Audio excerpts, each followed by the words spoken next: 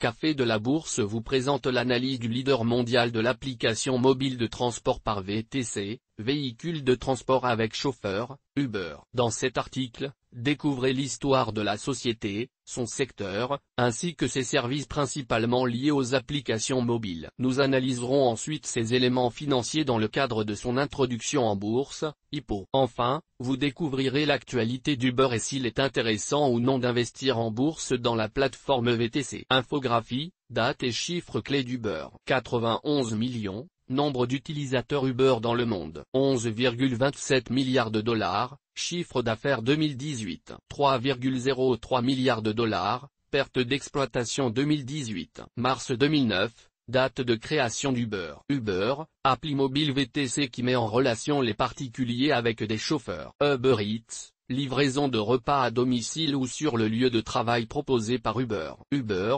histoire et profil d'une société qui change le monde du taxi traditionnel. L'idée d'Uber est née en 2008, lorsque deux amis, Travis Kalanick et Garrett Camp, ne parviennent pas à trouver un taxi disponible, sous la neige, en plein hiver à Paris. 3 mois plus tard, en mars 2009, les deux amis se lancent dans l'aventure de l'entrepreneuriat avec l'aide d'un troisième fondateur, Oscar Salazar. Ils créent UberCab, nom d'origine de la société qui sera raccourci à Uber en octobre 2010. L'idée est révolutionnaire, utiliser son smartphone et appuyer sur commander une course. La mise en relation entre les chauffeurs et les clients se fait alors instantanément. Ce sera environ un an plus tard, en juillet 2010, que la première course Uber a lieu, à San Francisco. C'est d'ailleurs dans cette ville californienne que se situe le siège social d'Uber. Durant l'hiver 2011, Uber arrive dans l'Hexagone. Paris est la première ville choisie par Uber en vue de son développement international. Puis, en novembre 2012 et en août 2013,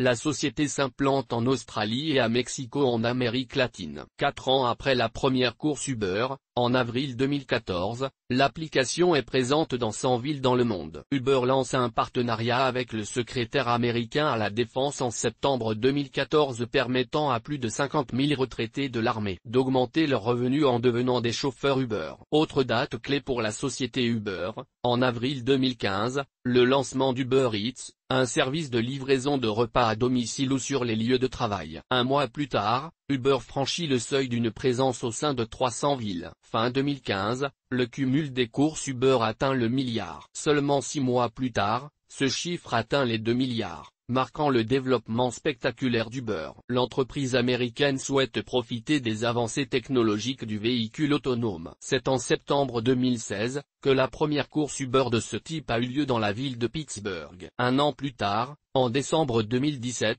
1 million de miles sont cumulés par les véhicules autonomes Uber. En mai 2017, Uber lance son nouveau service Uber Freight, à destination des professionnels du transport de marchandises. La croissance d'Uber est exponentielle. Entre décembre 2016 et mai 2017, les seuils des 500 villes et des 5 milliards de courses cumulées sont atteints. Taxi et VTC, contexte du marché. L'arrivée d'Uber a mis en difficulté de nombreuses sociétés de taxi traditionnelles. Pour preuve, l'un des plus grands acteurs américains implantés à San Francisco a dû mettre la clé sous la porte.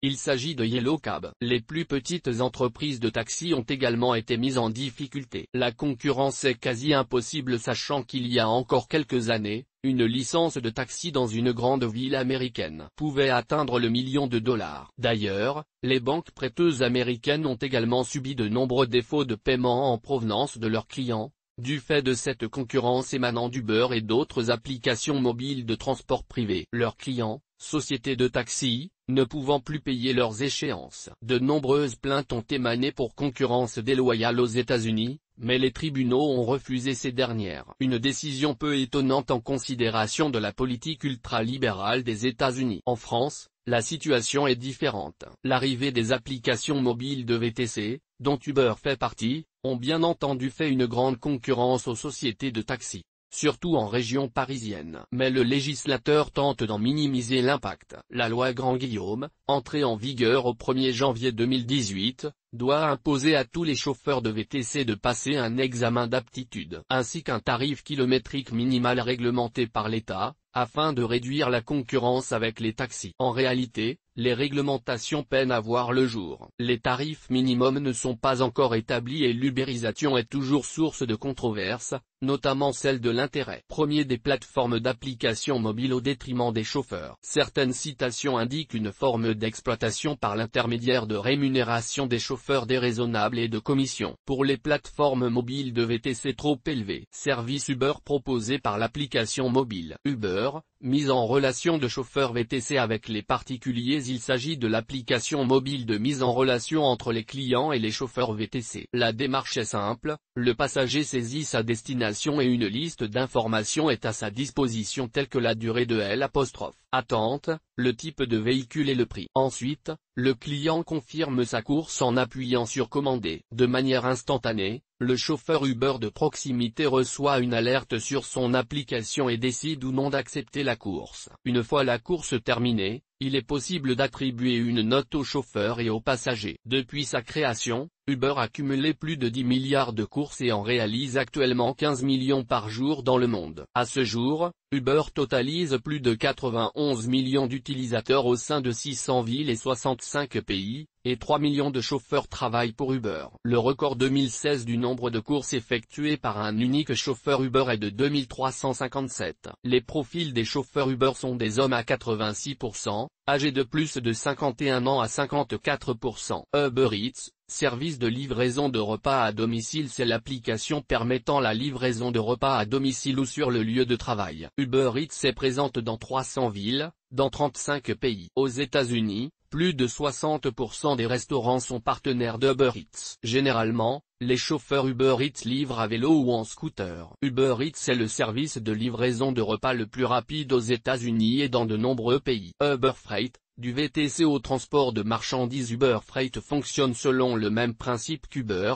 à la différence qu'il met en relation les expéditeurs de marchandises avec les transporteurs. Auparavant, les expéditeurs de marchandises devaient souvent entrer en contact avec plusieurs prestataires pour trouver les bons tarifs. Grâce à Uber Freight, ce travail est facilité. Uber Freight est surtout développé aux États-Unis. Les autres applications mobiles d'Uber proposent également d'autres services tels que Uber Health pour le transport de patients, ou encore Uber Wedding pour le transport des mariés. La société développe aussi des services grand public de mobilité, tels que Jumpelim pour les locations de trottinettes et de vélos électriques. Uber, croissance, chiffre d'affaires et bénéfices de l'appli VTC. Uber n'est actuellement pas encore coté en bourse. De ce fait, ses comptes officiels ne sont pas encore rendus publics. Cependant, certaines informations sont disponibles, notamment au sujet du chiffre d'affaires et des bénéfices. Le chiffre d'affaires d'Uber a presque triplé entre 2016 et 2018, passant de 3,85 milliards de dollars à 11,27 milliards de dollars. En revanche, du côté des résultats, Uber cumule les pertes d'exploitation dont voici les chiffres entre 2016 et 2018.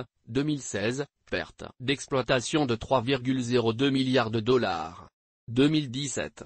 Perte d'exploitation de 4,08 milliards de dollars, 2018, perte d'exploitation de 3,03 milliards de dollars. Depuis sa création, Uber a dépensé 11 milliards de dollars pour sa croissance. La société n'est pour le moment pas rentable car elle mise tout sur son développement et sa croissance. Le modèle d'Uber ne génère pas de bénéfices pour le moment. Cette situation n'est pas pour autant synonyme de non-pérennité sur le long terme. De nombreuses startups à la croissance exponentielle ont souvent débuté par des pertes financières et ont ensuite généré d'excellents bénéfices. C'est par exemple le cas de Tesla, le leader mondial du véhicule électrique. Introduction en bourse d'Uber. Le géant du VTC a déposé mi-avril 2019, son dossier d'introduction en bourse auprès de la SEC, Security Exchange Commission, autorité de régulation des marchés financiers américaine. Ce formulaire d'introduction en bourse est nommé S1. Les premières cotations en bourse des actions Uber sont prévues pour début mai. Le groupe prévoit de s'initier en bourse avec une capitalisation comprise entre 90 et 100 milliards de dollars et anticipe une levée de fonds à hauteur de 10 milliards de dollars grâce à cette IPO. Cette valorisation d'introduction en bourse de 90 à 100 milliards de dollars semble élevée pour de nombreux experts, notamment du fait fait qu'Uber n'est toujours pas rentable. En effet, la société a généré des pertes financières d'exploitation de 4,08 milliards de dollars au titre de l'année 2017 et de 3,03 milliards au titre de 2018. De plus, le rythme de croissance d'Uber a tendance à ralentir car son chiffre d'affaires du 4e trimestre 2018 s'est établi à 3 milliards de dollars, en hausse de 25% par rapport au 4e trimestre 2017, ce qui est inférieur aux 38% de croissance enregistrée sur la base de l'évolution des 3e trimestres 2017 et 2018. Cette baisse du rythme de croissance est cependant à relativiser.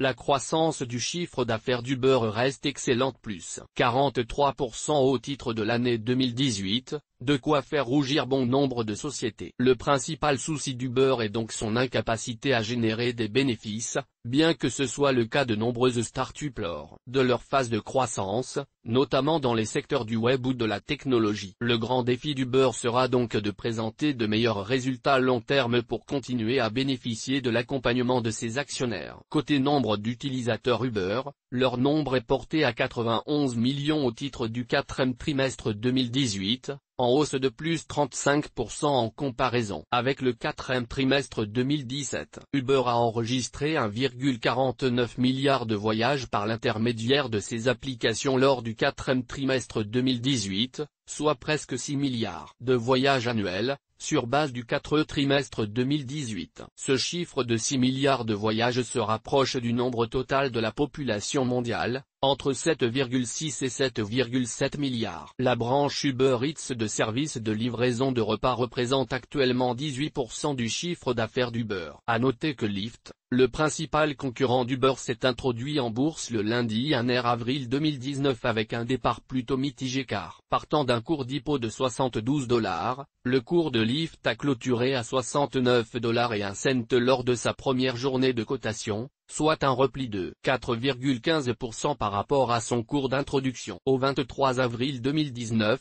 son cours est de 60 $ et 25 cents, soit 16,32% inférieur à son cours d'IPO. Avec une fourchette comprise entre 90 et 100 milliards de dollars, l'introduction d'Uber sera parmi les plus importantes connues par les places boursières américaines. À titre d'exemple, a réalisé son IPO en 2012 à hauteur de 104 milliards de dollars et en 2004 à 23 milliards de dollars. Actualité Uber, développement dans des villes moyennes, polémique et taxi volant. Récemment, Uber a décidé de se développer dans les villes moyennes. Auparavant, les services Uber étaient surtout accessibles dans les grandes villes. C'est par exemple le cas de la ville de Saint-Étienne, 170 000 habitants, à proximité de Lyon. Actualité plus mitigée pour Uber. Début février, le prestataire de services VTC fait face à des pressions juridiques concernant son activité en Espagne. D'ailleurs, au cours des dernières années, certains pays ont même interdit Uber pour diverses raisons. C'est par exemple le cas de la Hongrie,